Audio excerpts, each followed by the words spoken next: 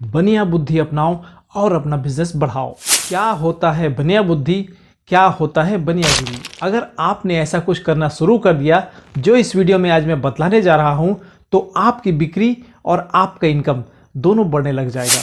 दोस्तों, किसी बिजनेस या व्यापार में नफा नुकसान के बारे में किया जाने वाला चालाकी को ही सदियों पहले बनिया बुद्धि या बनियागिरी कहा जाता था, क्योंकि उस दौर में केवल बनिया ही व्यापार के लिए प्रसिद्ध हुआ करते थे, व्यापार के लिए प्रमुख हुआ करते थे।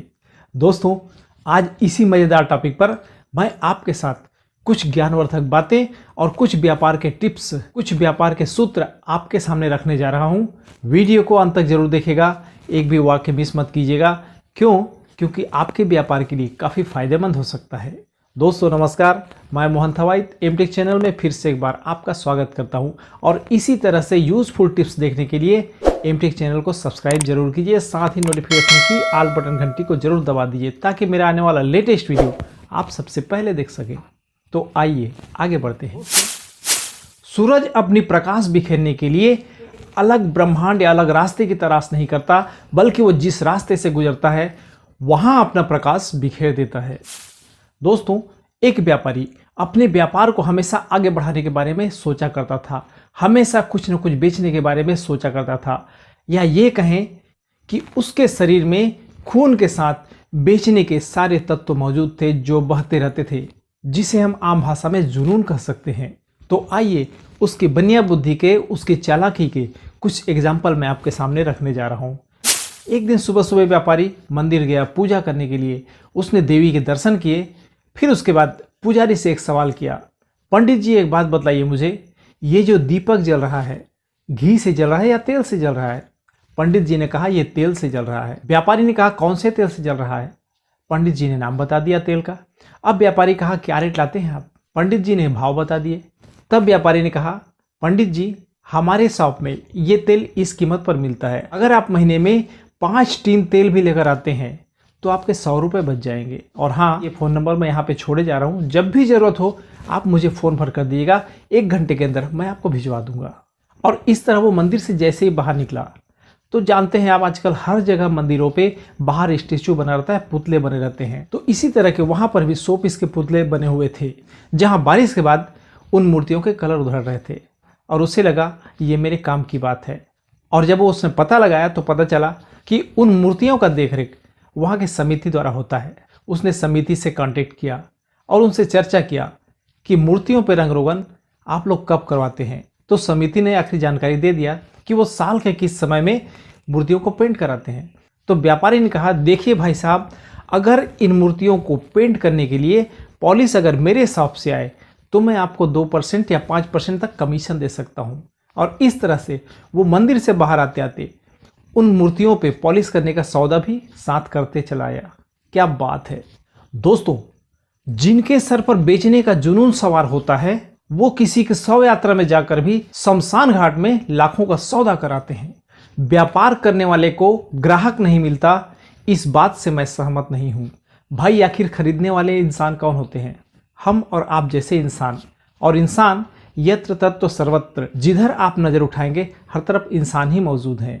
एक जुनूनी व्यापारी जिसे व्यापार करने का जुनून सवार होता है, वो जिधर भी जाता है किसी न किसी को कुछ न कुछ बेचने में सफल जरूर हो जाता है। तो आइए अब उस व्यापारी के बारे में 2-4 बातें मैं आपको और बतलाता हूँ। वो व्यापारी जब पेट्रोल की टंकी पर गया पेट्रोल डलवाने के लिए, तब उसने देखा कि उसके सामने लाइन पर खड़ा हुआ व्यक्ति जो अपनी मोटरसाइकिल पर पेट्रोल डलवा रहा था, उसके पीछे में आलू की बोरी बंधा हुआ था। और जैसे ही व्यापारी की नज़र पड़ी आलू की बोरी पर, उसने सामने वाला से तुरंत पूछ लिया, भाई तूने ये आलू क्या रेट खरीदा? बाइक वाले ने जवाब दे दिया। व्यापारी उसे टटोलने लगा कि और क्या क्या खरीदने आते हो आप, कहाँ से आते हो आप? उस व्यक्ति ने जानकारी दे दी और इन सूचनाओं से उस व्यापारी ने अंदाज़ा लगा लिया कि वो उसके साथ किस तरह का डील कर सकता है। उस बाइक सवार की पूरी बात सुनने के बाद अंत में व्यापारी ने उससे कहा, भाई साहब, अगर आप हमारी शॉप से खरीदारी करेंगे तो आपके आने और जाने का पेट्रोल का खर्च निकल जाएगा। इतनी बचत तो कम से कम मैं आपको आपकी खरीदारी में करा ही सकता हूँ। ये मेरा एड्रेस है, मेरा वहाँ पे शॉप है, अगली बार जरूर आना। और अपने दुकान का नाम और एड्रेस बतलाकर उस बंदे का फ़ोन नंबर ले लिया। एक दिन वो व्यापारी बंधु पान की दुकान पे खड़ा था पान खाने के लिए, और उसी वक्त एक साइकिल सवार उस पान की दुकान पर आकर रुका। एक कहावत आपने सुना होगा, बिल्ली की नज़र सीके पर। उस व्यापारी की नज़र साइकिल वाले के थैले पर था। जैसे ही वो आकर खड़ा हुआ, उसने थैले को झाँक कर देखा और फिर तुरंत उससे सवाल कर लिया, ये सामान जो खरीद कर ला रहे हो उसका बिल कहाँ है। पहले तो वो साइकिल सवार कुछ समझ नहीं पाया, फिर व्यापारी ने परिचय दिया कि मैं भी एक व्यापारी हूँ। तब उसने उसे वो कागज़ दिखा दिया जो वो सामान खरीद कर लाया था। बस फिर क्या था, व्यापारी का हो गया काम। उसने तुरंत बिल देखा और कहा, अगर इतना सामान जो आपने खरीदा है मेरे यहाँ से खरीदते तो शायद कम से कम 50 रुपये तो तुम्हारे बच ही जाते। और ये सोचो, अगर 50 रुपये तुम्हारे प्रतिदिन बच जाए तो साल में 365 दिन होते हैं। 365 दिन में तुम्हें मालूम है तुम्हारा कितना पैसा बच जाएगा। किसी के छोटे मोटे कर्ज जो तुम्हारे सर पर होगा वो तुम उतार सकते हो बहुत आसानी से। क्या बात है, उस व्यापारी ने ज़बरदस्त स्किल का इस्तेमाल किया था उसे कन्विंस करने के लिए। दोस्तों, माचिस की तीली और माचिस की डब्बी दोनों साथ साथ रहते हैं, लेकिन आग तब तक नहीं लगती जब तक तीली को निकालकर माचिस की डिब्बी में घर्षण न कर दिया जाए। बिल्कुल एग्जैक्ट यही व्यापार में भी लागू होता है।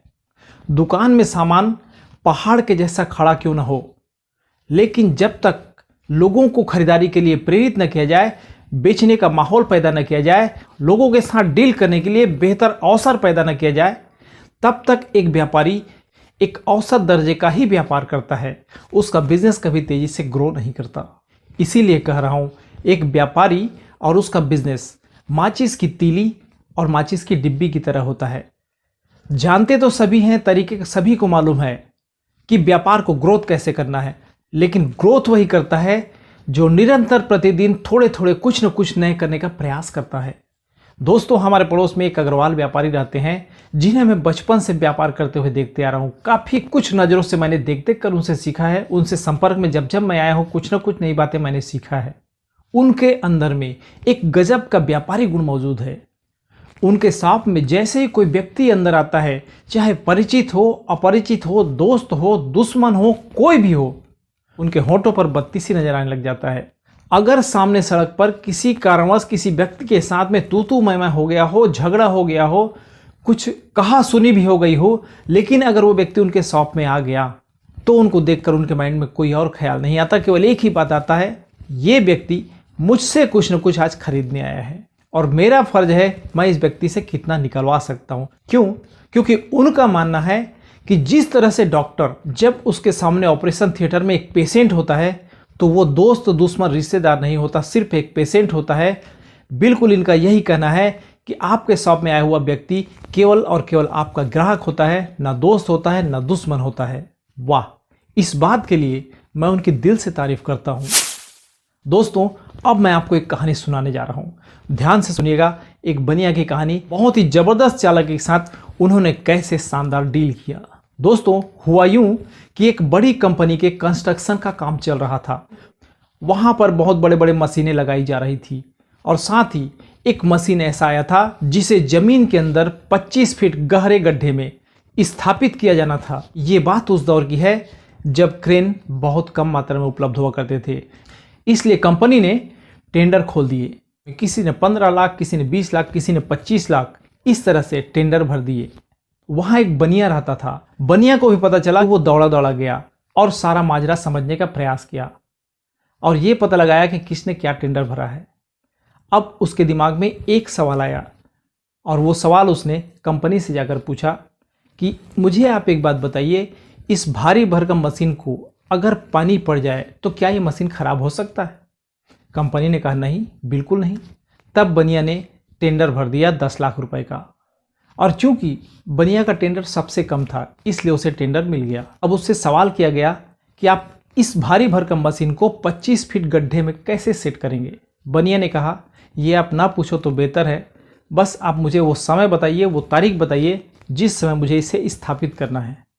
उसे तारीख बता दिया गया और निश्चित तारीख में बनिया वहाँ पहुँच गया। लोग पहुँच गए ये देखने के लिए कि ये काम बनिया कैसे करेगा, और कुछ ही देर में वहाँ पर ट्रक की लाइन लगने लगी। कई ट्रक आए और उन ट्रकों में बर्फ लोड था और बनिया ने उन ट्रक को एक एक कर सामने बुलाया, साथ ही बर्फ़ को उस गड्ढे में डलवाना शुरू कर दिया। बर्फ़ डलते गए गड्ढे में और एक वक्त आया जब फर्श के लेवल के बराबर हो गया। फिर उन्होंने मशीन को वहाँ से उठवाकर धीरे से उस बर्फ़ के ऊपर रखवा दिया और साथ ही एक शक्तिशाली पंप बाहर रख दिया गया जिसका पाइप उस गड्ढे के अंदर डाल दिया गया था। अब बर्फ़ पिघलना शुरू हो गया, पंप पानी को बाहर निकालना शुरू किया और वो भारी भरकम मशीन ज़मीन के सतह पर बराबर बैठने लग गया। कुछ ही देर में वो मशीन नीचे बराबर बैठ चुका था। इस तरह से बनिया का वहाँ पर मुश्किल से 1 लाख रुपए के आसपास खर्च हुआ होगा और बाकी 9 लाख से ज़्यादा उसने एक छोटी सी डील में कमा लिए थे। इसे कहते हैं पक्का बनिया बुद्धि, चालाकी। जो काम करके, मेहनत करके, पसीना बहा के पूरी उम्र में नहीं कमा सकते, कुछ लोग वही काम चालाकी से करके बहुत सारे पैसे कमा लेते हैं। तो दोस्तों, अगर ये वीडियो आपको पसंद आए तो दिल से एक लाइक कर दीजिए और साथ ही इस वीडियो में सबसे अच्छा क्या लगा, कौन सा पॉइंट आपको यूज़फुल लगा, कमेंट बॉक्स में मुझे ज़रूर बताइए। और हाँ, अपने दोस्त, मित्र, रिश्तेदार को ये वीडियो शेयर करना ना भूलें, क्योंकि हो सकता है बदले में वो भी आपको कोई ऐसा वीडियो शेयर करे जो आपके लिए महत्वपूर्ण हो या जिसकी आपको तलाश हो। जय हिंद, वंदे मातरम।